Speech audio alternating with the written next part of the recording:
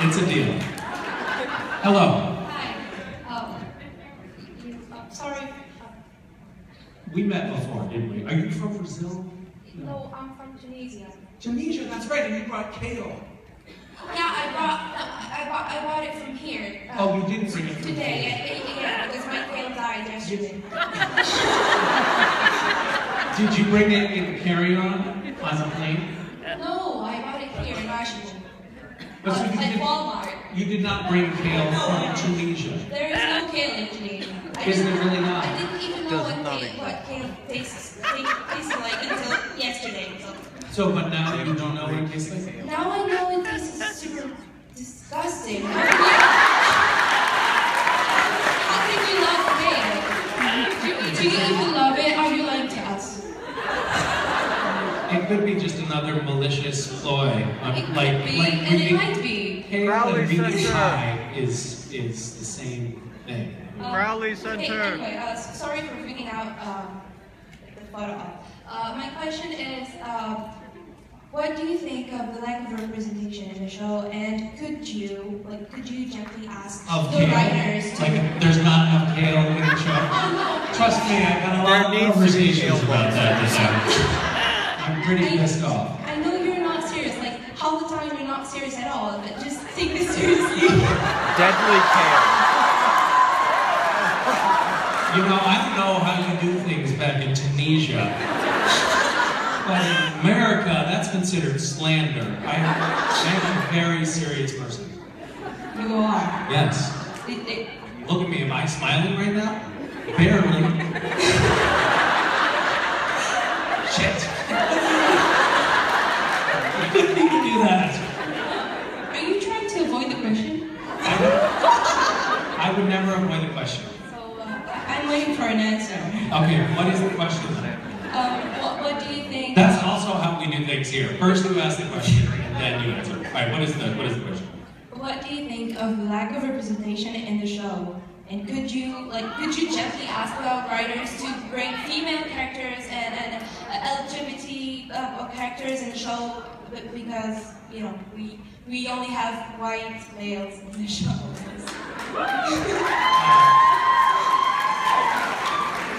First of all, I'm black.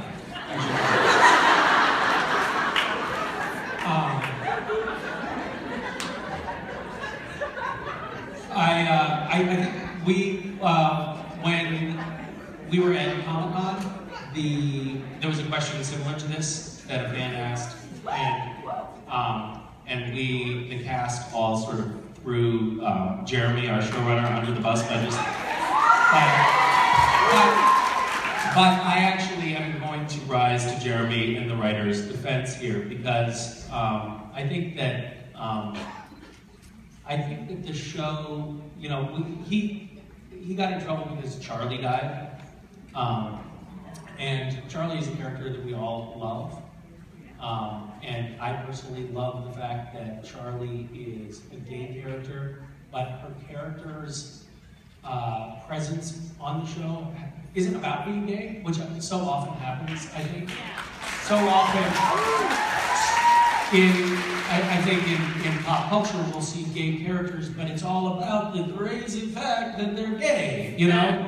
And she's just a cool hunter who is, you know, a tech wizard who happens to be gay, and it's not what the show, it's not what her character's point on the show is about. So as far as representation is concerned, I think that that's actually like a really noble and important type of representation to have. I also think that if we have characters that we love, that we are also afraid they really may die, it raises the stakes on the show a tremendous amount. So we can't have sacred cows. We can't say we're not going to kill, you know, female characters or gay characters because, you know, that's, you know, not PC. The truth is, if we don't have a palpable fear that any character on the show could die at any given point, then I'm not emotionally invested in it because I think they're going to be fine. It's like James Bond. He's like, you know, you watch it and you're like, he's going to be fine. Although more or less, you know, Sandy and Rowan. They're kind of they're the James Bond anchors of the show. You know they're going to be fine. But you know, I don't know. So I think it's complicated, but also I talked to Aisha Tyler, who's very smart,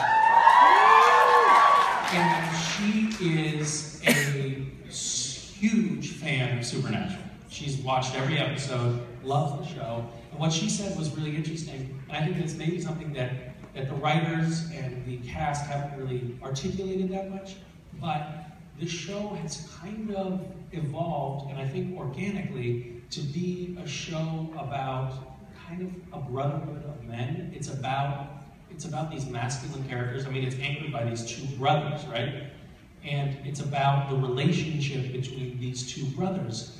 And so the show is definitely weighted toward the masculine, but I don't think that that's an exclusionary thing. I think that that's just how the story has evolved, because the story is about this, you know, this profound bond between brothers, and you know, and the characters that have had the most organic endurance on the show have also, you know, Mark, me, and Jim have also happened to be men. But I don't know. I for some reason I don't think that that's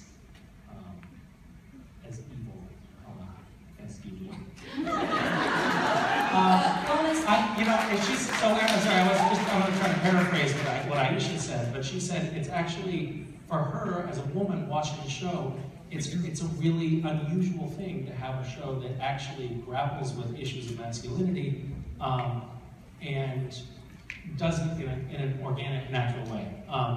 And that's what she sort of called out as a thing that she loves about the show. I'm not saying that the show is really a show about masculinity, but it is I think a cornerstone of it anyway. And the writers of the show are all very thoughtful, very intelligent, very, I would say, politically progressive people.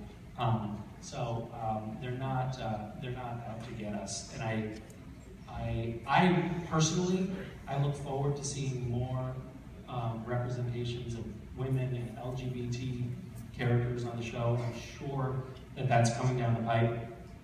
I think that society is definitely warming up to those storylines, and it's great to be able to be in an industry that can help push that envelope faster and further forward. I'm definitely rambling now, and I'm aware of that, so I'm probably going to stop. Just wanted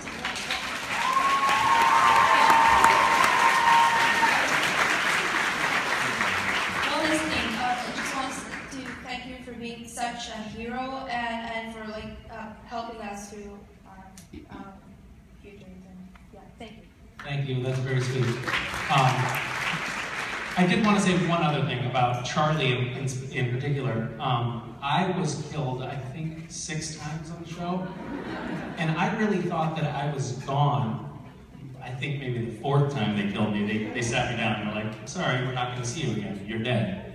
And I came back, and I'm still on the show. So I don't think that just because a character has been killed on Supernatural, just walked away. It doesn't really mean anything. I don't know if you've seen the show, but I'm still talking to you. But that's okay.